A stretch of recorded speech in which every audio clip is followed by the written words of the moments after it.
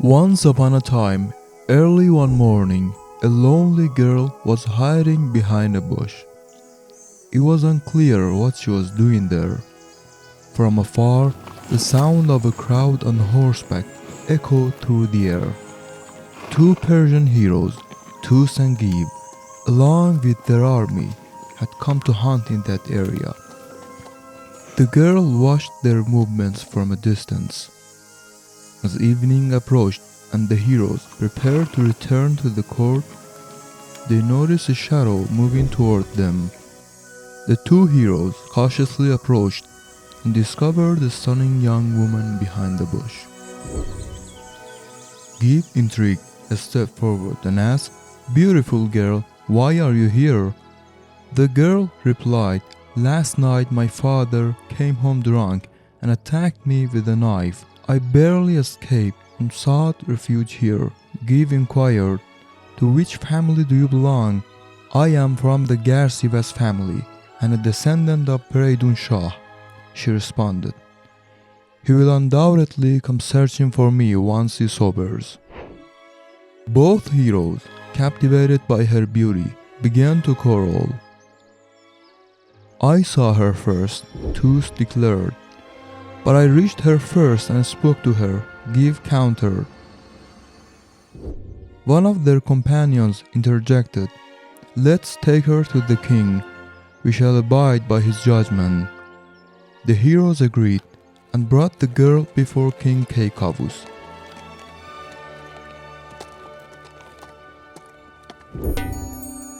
Upon seeing her, the king was immediately smitten by her beauty. He turned to the heroes and said, "Let us settle this dispute." Then, addressing the girl, he said, "If you become my wife, I will adorn you with a golden crown, and you shall become the queen of Iran. What say you?" The girl smiled and replied, "When I first saw you, I chose you above all the others." The king ordered her to be dressed in gold and jewels, with a golden crown placed upon her head. A year later, the king's wife gave birth to a handsome son. Gazing at his son's innocent face, the king declared, "We shall name him Siavush."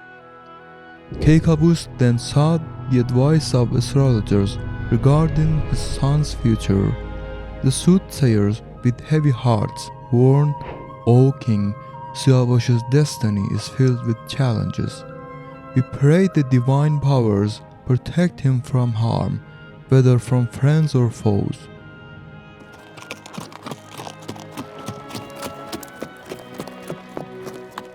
Sometime later, Rostam approached Keikavus and said, "O king, entrust this brave child to me for proper training and education.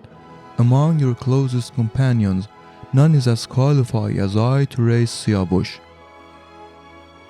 The king, knowing Rostam's deep grief over losing his son, trusted him to care for Siavush with utmost dedication. He agreed, and Siavush was placed in Rostam's care. Rostam took Siavush to his city and dedicated himself to teaching the boy.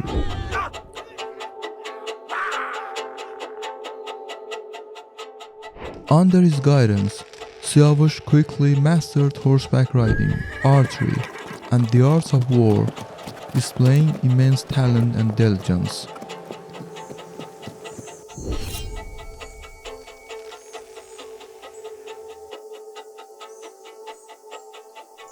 One day, Siavush approached Rostam and said, "You have invested so much effort in my training.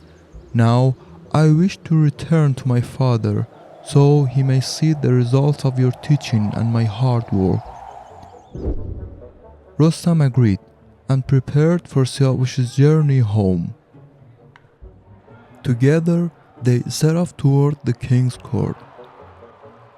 The news of Siavush's return spread throughout Iran, filling the people with joy. Upon hearing the news, Keikavus ordered a grand welcome for his son. Crowds gathered in front of the palace as Siavush arrived like a hero. Upon seeing his father, Siavush bowed respectfully before embracing him. The king, overjoyed at his son's return, thanked the divine powers. Despite his youth, Siavush possessed remarkable strength, striking beauty and wisdom, captivating the hearts of all who beheld him. To celebrate, the king ordered a week of festivities with grand feasts, wine and music throughout the land. The celebrations were unlike anything before. At the end of this joyful period, the king bestowed vast riches and gifts upon Siavush, everything but the crown, as it was too early for him to assume the throne. For 7 years, Keikavus tested his son in various ways, and Siavush passed every trial with distinction. In the 8th year, the king finally placed the golden crown upon his son's head, recognizing that Siavush had proven himself worthy of greatness and high position. Yet, what specific trials had Siavush endured, and what extraordinary feats had earned him such acclaim?